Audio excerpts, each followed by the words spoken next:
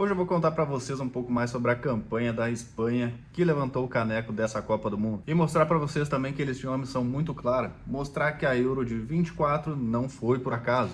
Bom, e o que viria a acontecer depois disso foi uma das campanhas mais incríveis da história das Copas. Então senta aí, fica de boa e vamos lá que eu vou contar tudo para vocês. A Espanha ganhou a Copa com uma defesa quase perfeita. Um time de muita posse de bola e uma seleção que vem jogando há muito tempo, mas com jogadores novos. Pois é, como é que isso é possível? Pois é, na verdade eles vêm jogando desde sub-17, 19, 21, até chegar agora e os caras estão entrosados. Por isso a campanha tão boa da Espanha.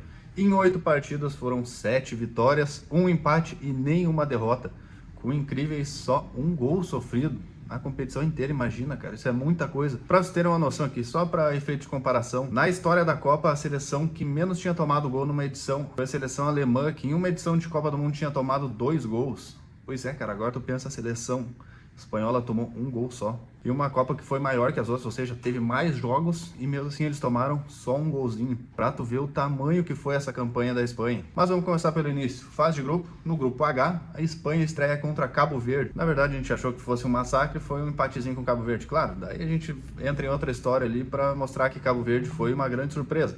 Mas vamos citar só a Espanha aqui e começou empatando 0 a 0, o que foi um banho de água fria para quem achou que a seleção espanhola ia fazer muito nessa Copa. Mas para sorte deles foi momentâneo, porque já no segundo jogo contra a Arábia Saudita saiu uma goleada de 4 a 0. E aí sim botando fogo e aumentando a esperança dos torcedores espanhóis. O último jogo da fase de grupo contra o Uruguai, 1 a 0 já eliminando a seleção uruguaia e passando invicta na fase de grupo. Pois é, 3 jogos até ali, nenhum gol sofrido. E quantos gols feitos? 5 gols em 3 jogos. Pois é, ali já começava a ver que a seleção espanhola não era qualquer seleção, não era uma seleção comum. E na 16 avos pegou uma seleção que não era tão forte, na verdade, a Áustria, bem montada, mas não era tão forte.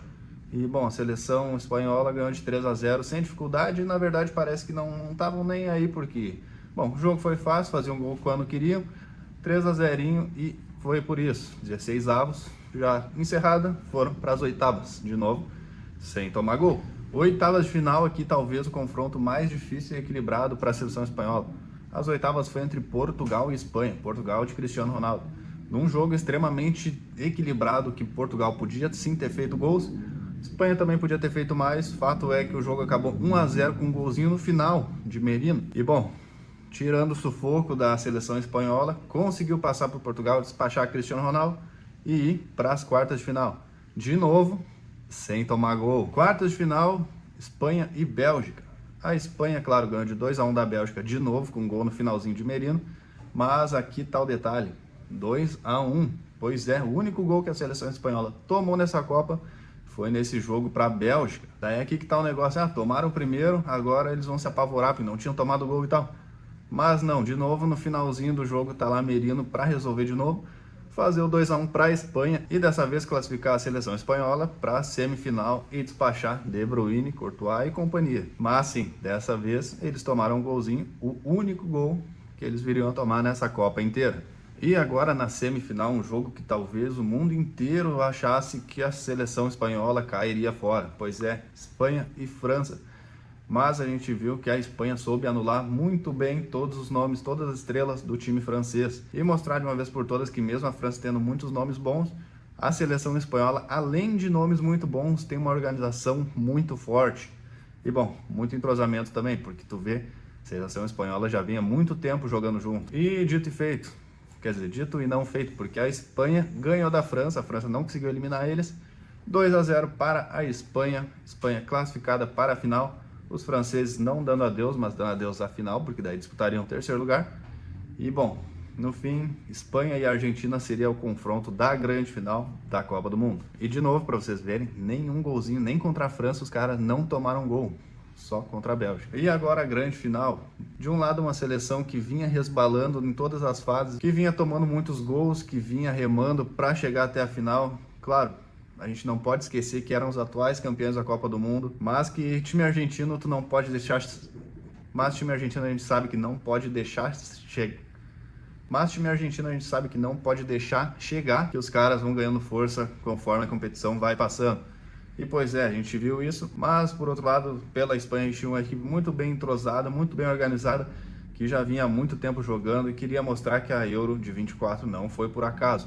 que eles sim eram capazes de serem campeões. E bom, na verdade o jogo não foi nada o que a gente esperava. Se tu é argentino, tu não esperava isso, tu era espanhol, tu não esperava isso também, porque o jogo em si, os 90 minutos, acabaram 0-0 e o jogo foi se decidir na prorrogação.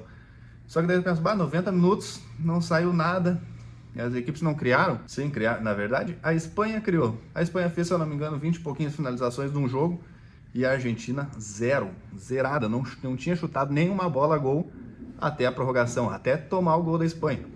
Que na verdade foi o que a Argentina fez o campeonato inteiro, saía atrás e virava o jogo. Bom, mas dessa vez não foi suficiente, não conseguiu virar, nem empatar, e o jogo que a gente achou que ia para os pênaltis, não foi. A Espanha fez um gol, na verdade foi anulado com o Nico Williams, e uma falta duvidosa no zagueiro da Argentina. E depois de anular, claro, segundo tempo de prorrogação, a Espanha abre o placar e daí sim, acabam-se as esperanças dos jogadores argentinos, que já estavam com a menos, e estoura a torcida da Espanha. E para ter uma noção dessas 20 finalizações da Espanha, 12 foram no gol. O goleiro argentino fez várias defesas, salvou a Argentina até quando deu. Só que, claro, não consegue fazer isso para sempre. Uma hora ele ia furar. E bom, foi isso que aconteceu, claro que não por falha dele, mas por organização ofensiva da Espanha.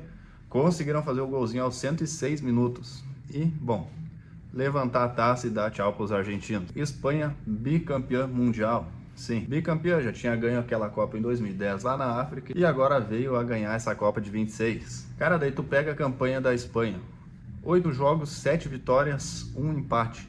14 gols pró. Claro, a Argentina tinha mais gols que a Espanha, mas não se compara a defesa. Cara, tu tomar um gol em 8 partidas de Copa do Mundo é uma coisa surreal. Imagina, 14 gols em 8 jogos também. Uma média de 1,75 gols por jogo. E, bom, quem era a estrela do time da Espanha? Lamine Yamal, certo? Mas tu vê que a seleção da Espanha, por mais que tenha esse cara jogando mais alto nível, não era dependente desse jogador. Se esse jogador não criava no jogo, outros criavam. Era uma equipe rodeada de jogadores muito bons e que pegavam a responsabilidade para si. Não é que nem a Argentina, que preciso largar no Messi, preciso largar no Messi. Não, e por isso que na verdade a Espanha foi tão bem. Porque quando tinha um jogador bom marcado, os outros sobressaíam. Não era um jogador só, não é uma equipe de um jogador só. É uma equipe, sim, muito boa e muito bem treinada. E também com um pouquinho da mão do treinador e um pouquinho de sorte também, né? Porque tu largar o Merino em 2 jogos e no final desses 2 jogos ele fazer gols e classificar a equipe, é um pouquinho de sorte também, né? E tu vê que a Espanha é um time jovem ainda, cara. Não é um time que, bom, que nem a Argentina que jogou essa Copa e agora alguns se aposentam, alguns param. A Espanha tem esse time formado há muito tempo e vai levar esse time por muito tempo ainda.